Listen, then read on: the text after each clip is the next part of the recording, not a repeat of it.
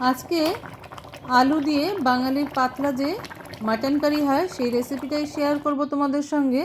তবে একটা স্পেশাল মশলা থাকবে। এখানে আমি 1 কেজি পরিমাণ খাসির মাংস মানে মাটন নিয়ে নিয়েছি। ধুয়ে পরিষ্কার করে নিয়েছি, একেবারে ফ্রেশ মাটন আছে। আমি একটু সাইজে বড় বড় রাখতে বলেছিলাম, এটা বড় সাইজের আছে, তোমরা চাইলে ছোটো টুকরো করে নিতে পারো। এখানে নিয়ে নিয়েছি একটা গ্রাইন্ডিং জারে পরিমাণ মতন আদা, রসুন আর কাঁচা লঙ্কা। আর এর সঙ্গে দিয়ে দেবো একটা মিডিয়াম সাইজের টমেটো। এবার এখানে পেস্ট তৈরি করে নেবো একটা। দেখো হয়ে গেছে। আর নিয়ে নিয়েছি আলু, পরিমাণ মতন আলু নিয়ে নেবে। এই আলু দিয়ে খাসির মাংসের ঝোল খেতে রবিবার কিন্তু ভীষণ ভালো লাগে। যে কোনো দিনই ভালো লাগে, তবে যেহেতু রবিবার একটু ভালো মন্দ রান্না হয় বাড়িতে, তো এই মাটন কারিটা কিন্তু খুব ভালো লাগে। একটা প্রেশার কুকার নিয়ে নিয়েছি, পরিমাণ মতন একটু জল দিয়ে দিলাম নুন, আর মাটনটাও দিয়ে দিয়েছি ওর মধ্যে। খুব তাড়াতাড়ি ইজি হয়ে যায় আর খেতে কিন্তু দুর্দান্ত লাগে ওই স্পেশাল মশলাটা দেওয়ার জন্য। নুন, হলুদ, লঙ্কার গুঁড়ো দিয়ে দিলাম আমি। এবার 2টো তেজপাতা, 2টো শুকনো লঙ্কা দিয়ে দিলাম এর মধ্যে। এইভাবে করে দেখবে মাটন খেতে কিন্তু দুর্দান্ত লাগে। 2টো এলাচ হাত দিয়ে ফাটিয়ে দিয়েছি, 2টো লবঙ্গ, একটুখানি দারচিনি দিয়ে দিয়েছি। এবার ভালো করে মিশিয়ে নেব। আমি রান্নাটা শেষ থেকে শুরু করছি, মানে যে কাজটা আমরা প্রায়শই প্রেশার কুকারে দিই মাটন শেষে, আমি কিন্তু এটা প্রথমেই প্রেশার কুকারে দিই। আমি এখানে প্রেশার কুকারে একটা হুইসেল দিয়ে নেব। প্রেশার কুকারের কাজ করতে থাক, এর মধ্যে আমি কিন্তু রান্নার অন্য দিকটায় চলে এসেছি। একটা কড়াই গরম করে নিয়ে নিয়েছি। এবার এর মধ্যে দিয়ে দিলাম সর্ষের তেল। যেহেতু সম্পূর্ণ বাঙালি রান্না, সেই জন্য আমি কিন্তু সর্ষের তেলেই রান্নাটা করব।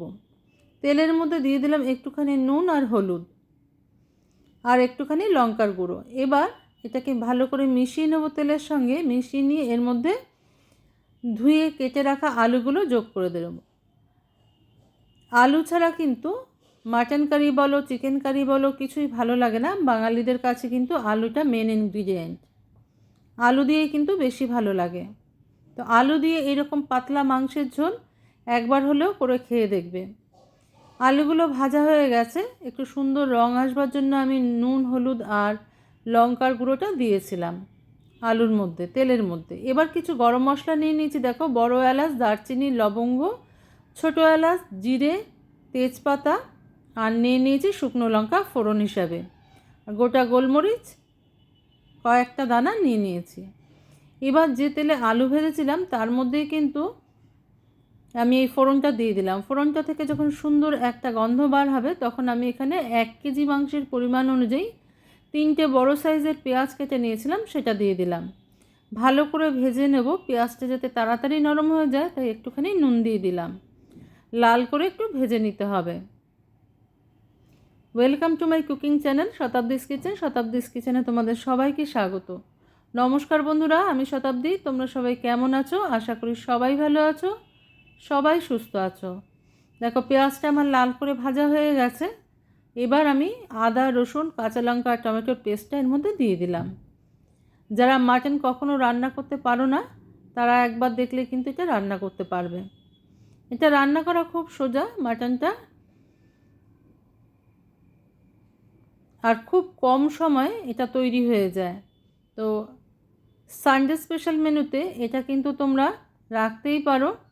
একেবারে মাটনের পাতলা ঝোল আলু দিয়ে খেতে দুর্দান্ত হয়। ওই যে বললাম, রেগুলার থেকে একটুখানি আলাদা হয় একটা মশলা যোগ করার জন্য। সেই মশলাটা সবার শেষে যোগ করতে হবে। একবার এইভাবে এই সিক্রেট মশলাটা দিয়ে ট্রাই করে দেখতে পারো কেমন লাগে। ভালো করে কষিয়ে নিলাম আদা রসুনের গন্ধটা যাওয়া পর্যন্ত। এবার কিছু রেগুলার মশলা আছে, নুন, হলুদ, লঙ্কার গুঁড়ো, ধনে গুঁড়ো, জিরে গুঁড়ো আর একটুখানি গোলমরিচের গুঁড়ো দিয়ে দিয়েছি আমি এর মধ্যে। গ্রাইন্ডিং জারটা ধুয়ে একটুখানি জল দিয়ে দিলাম যাতে মশলাটা পুড়ে না যায়। ভালো করে মশলাটাকে কিন্তু এখন কষিয়ে নিতে হবে যতক্ষণ না পর্যন্ত মশলার গা ছেড়ে তেলটা বেরিয়ে আসে। আমি কিন্তু খুব বেশি তেলের ব্যবহারও এখানে করিনি। একেবারে তেল ছাড়া মাটন রান্না যদি কেউ দেখতে চাও, আমাকে কমেন্ট বক্সে কমেন্ট করে জানাতে পারো, আমি সেটাও দেখিয়ে দিতে পারি। এবার ভাজা আলুগুলো এর মধ্যে যোগ করে দিলাম। এবার ভালো করে আলুর সাথেও মশলাটাকে কষিয়ে নেবো কিছুক্ষণ সময় ধরে। এদিকে প্রেশার কুকারে একটা হুইসেল দিয়ে নিয়েছি আমি, দিয়ে ওটাকে নিজের থেকে প্রেশারটা রিলিজ হওয়ার জন্য রেখে দিয়েছি। এবার একটু চেক করে নেব প্রেশারটা রিলিজ হয়েছে কিনা। ততক্ষণ আমি আলুটাকে সিদ্ধ করবার জন্য একটু ঢাকা দিয়ে দিলাম। এবার দেখো দেখিয়ে দিচ্ছি, মাটনটা কিন্তু সিদ্ধ হয়ে গেছে। আমি দেখিয়ে দিচ্ছি তোমাদের, মাটন সিদ্ধ হয়েছে অথচ গলে যায়নি। মাটনটা সিদ্ধ হবে কিন্তু গলে যাবে না, এরকম অবস্থায় মাটনটাকে সিদ্ধ করে নিতে হবে, এরকম পর্যায়ে আর কি। তোমরা নিজেরা করলেই বুঝতে পারবে। তবে মাংসের কোয়ালিটি আর যে যেরকম প্রেশার কুকার ব্যবহার করবে তার উপরে নির্ভর করবে কয়টা হুইসেল তোমাদের দিতে হবে। এবার দেখো মশলাটা কষে গেছে। এবার আমি কি করব, মাংসগুলো শুধু জল থেকে ছেঁকে ছেঁকে তুলে এর মধ্যে দিয়ে নেব। দিয়ে মাংসের সাথেও মশলাটাকে ভালো করে কষিয়ে নেব আরও 5 থেকে 7 মিনিট। এইভাবে বারবার কষিয়ে কষিয়ে রান্না করলে দেখবে মাছ বা মাংস যে কোনো কিছুই খেতে খুবই ভালো হয়। মাংসটা আমি দেখিয়ে দিচ্ছি তোমাদের কতটা নরম হয়েছে। এটা বড় প্রেশার কুকার, আমার একটা হুইসেলেই কিন্তু হয়ে যায়। দেখো হয়ে গেছে মাংসটা সিদ্ধ। আলুটা কিন্তু পুরোপুরি সিদ্ধ হয়নি, এটা সিদ্ধ হতে সময় লাগবে। কিন্তু যেহেতু ভাজা আলু আছে এটা অসুবিধা হবে না কিছু।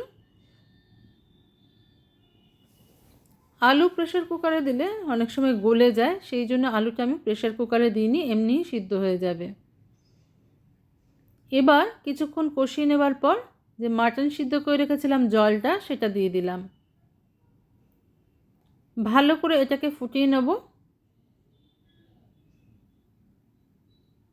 দেখো আলুটাও সিদ্ধ হয়ে এসছে, বারবার কষাতে কষাতে কিন্তু এটা সিদ্ধ হয়ে আসবে আস্তে আস্তে।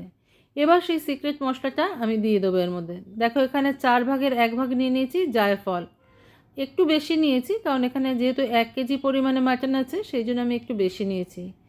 এই জায়ফলটা চাইলে কেউ শিলনোড়ায় বেটে নিতে পারো, নামাবার আগে এই জায়ফল গুঁড়োটা দিয়ে দিতে হবে। এটাই ছিল সেই সিক্রেট মশলাটা। জায়ফল গুঁড়ো দিলে কিন্তু একটা সুন্দর গন্ধ আসে। আর আমি এখানে অবশ্যই যেটা অ্যাড করি মাটনে, অবশ্যই মাটন বা চিকেনে অ্যাড করি সেটা হচ্ছে ঘি। যা ঘরের তৈরি ঘি আছে 1 টেবিল স্পুন পরিমাণে ঘি দিয়ে দিলাম। ব্যাস আর কিছু করতে হবে না, কিছুক্ষণ সময় রেস্টে রেখে দিতে হবে। যেহেতু সব কিছু ভালো করে সিদ্ধ হয়ে গেছে, আলু আমি চেক করে নিয়েছি সিদ্ধ হয়ে গেছে। এবার ঢাকা দিয়ে ফ্লেমটাকে অফ করে রেস্টে রেখে দেবো কিছুক্ষণ সময়। দেখো ফিরে আসলাম 10 মিনিট বাদে। দেখো কী সুন্দর হয়েছে মাংসের ঝোলটা। এইভাবে অবশ্যই তোমরা একবার বাড়িতে ট্রাই করে দেখতে পারো। রেসিপিটা ভালো লেগে থাকলে লাইক শেয়ার কমেন্ট সাবস্ক্রাইব করার অনুরোধ রইল তোমাদের কাছে। দেখা হচ্ছে পরের দিন অন্য কোনো রেসিপি নিয়ে। তোমরা সবাই ভালো থেকো, সুস্থ থেকো।